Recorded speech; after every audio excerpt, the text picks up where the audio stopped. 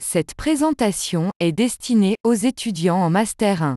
Architecture. Elle a été préparée par l'enseignant Zeghib Riyad, maître de conférences à l'Université de Annaba, docteur en génie civil de l'Université de Strasbourg 3. Option, matériaux et structures. Avertissement. Copyright France. L'intégralité du contenu des documents de ce site web, texte, graphiques, tableaux, animations, est la propriété exclusive d'Archiclick. Le contenu peut être utilisé comme source d'information.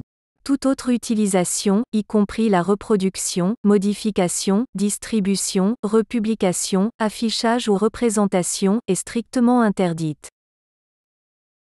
L'acier avait suscité l'intérêt des architectes adeptes du rationalisme constructif. Il s'était affirmé, outre-Atlantique, comme le matériau des premiers gratte-ciel. En 1920, Le Corbusier déclarait que l'acier est le matériau par excellence, destiné à être employé, sous un nombre infini de formes, dans la construction. L'acier propose aux architectes des structures plus légères, plus transparentes et des textures inédites. la construction métallique. Voici un aperçu historique de l'évolution de l'acier et son usage dans la construction. En 1750, l'industrialisation de l'acier fondu permet à ce métal de trouver un emploi dans la construction. La découverte et le développement de la soudure à l'arc en 1881 permet la fabrication d'éléments divers en acier. En 1884, la construction du premier gratte-ciel voit le jour à Chicago. Le Home Insurance Building, de 55 mètres de hauteur. Ensuite, vient la construction de la Tour Eiffel à Paris, en 1889. Avec une hauteur de 300 mètres. 1931. C'est l'année de la construction du célèbre pont George Washington à New York. Avec une longueur totale de 1450 mètres. 1977. C'est l'année de la construction du célèbre centre Georges Pompidou à Paris. Il ouvre sans doute du renouveau dans l'utilisation de l'acier en architecture. En 1998, on assiste à la construction du plus grand pont au monde, Kaikyo Bridge, au Japon, avec une longueur de 2000 mètres.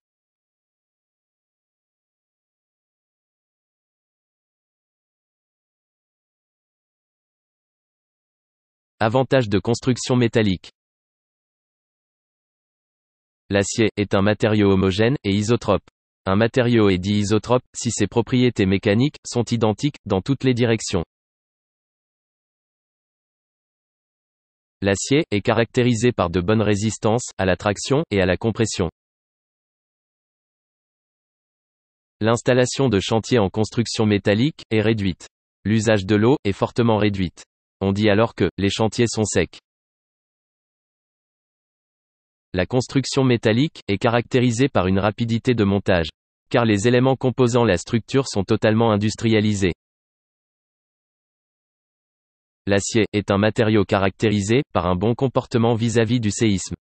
Pour cause, sa grande ductilité et sa légèreté. La démolition et le recyclage des déchets de chantier sont faciles. Ce n'est pas le cas, par exemple, pour le béton armé. En construction métallique, les possibilités architecturales sont plus étendues que dans le cas du béton, par exemple. Voyons maintenant les principaux inconvénients de la construction métallique. La réalisation d'un projet en construction métallique nécessite une main-d'œuvre qualifiée, pour cause, une grande précision est nécessaire pour le montage, le boulonnage et la soudure. L'acier est caractérisé par une faible capacité d'isolation, thermique et phonique. L'acier est caractérisé également par une faible résistance à la corrosion. La présence du fer dans sa composition chimique provoque la formation de la rouille au contact de l'air. L'acier est caractérisé surtout par un mauvais comportement vis-à-vis du feu. C'est le cas d'un incendie par exemple. Dans le cas d'un incendie, la ruine des éléments porteurs est provoquée par, premièrement, une perte de la résistance mécanique. Deuxièmement, une perte de la rigidité. Troisièmement, une dilatation thermique excessive de l'acier. En effet, une grande dilatation des poutres provoque des contraintes supplémentaires au niveau des assemblages et cause un effondrement plus rapide de la structure porteuse du bâtiment. Regardons maintenant de près l'effet de l'incendie sur les constructions métalliques.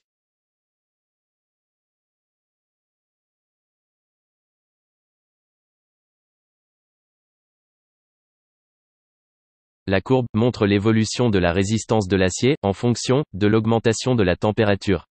Jusqu'à 900 degrés Celsius. Nous constatons que jusqu'à 400 degrés Celsius, l'acier garde toutes ses capacités en termes de résistance mécanique. Au-delà des 400 degrés Celsius, on constate une perte significative de la résistance mécanique de l'acier.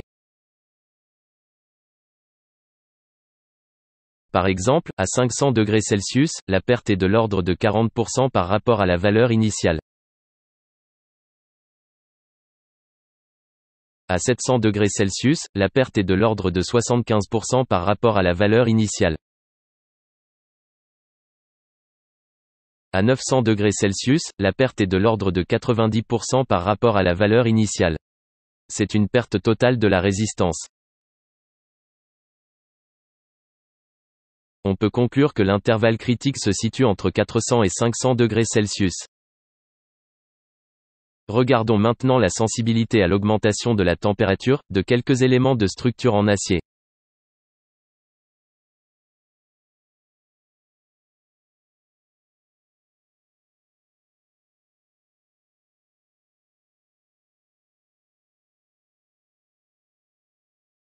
Pour les poteaux et les poutres isostatiques, la température critique est d'environ 400 degrés Celsius.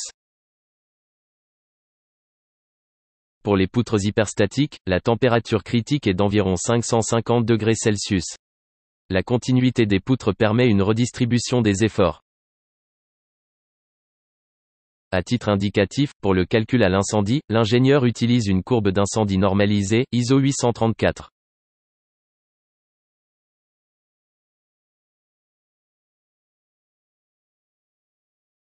Voici de manière, non exhaustive, quelques solutions de protection contre l'incendie.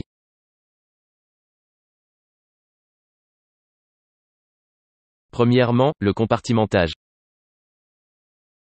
Le principe est de limiter l'étendue de l'incendie et d'éviter ainsi sa propagation. Le principe consiste à isoler les zones à risque par des murs coupe-feu épais en béton armé.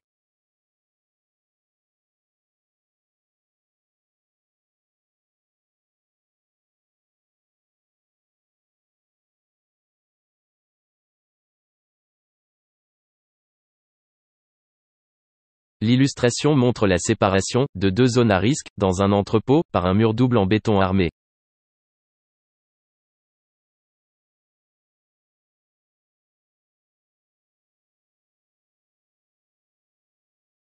La redondance. Une structure hyperstatique continue se comportera mieux qu'une structure isostatique isolée. Privilégiez donc des systèmes continus pour les poutres.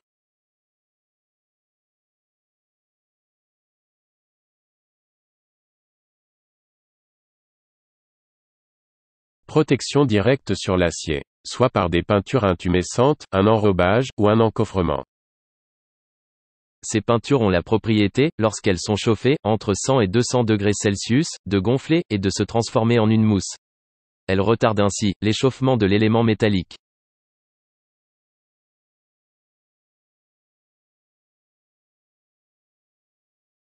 L'enrobage consiste à faire noyer le profilé métallique dans du béton, de manière totale ou partielle.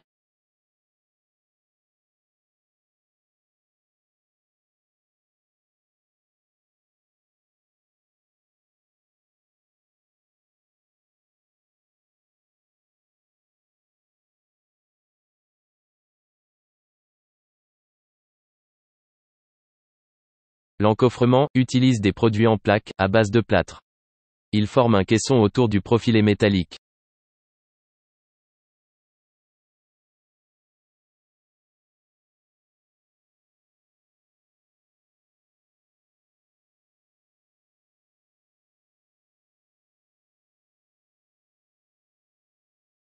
Autre solution, le sprinklage. C'est-à-dire, l'arrosage. Basé sur l'installation d'un appareil, de détection de chaleur, et de dispersion automatique, d'eau.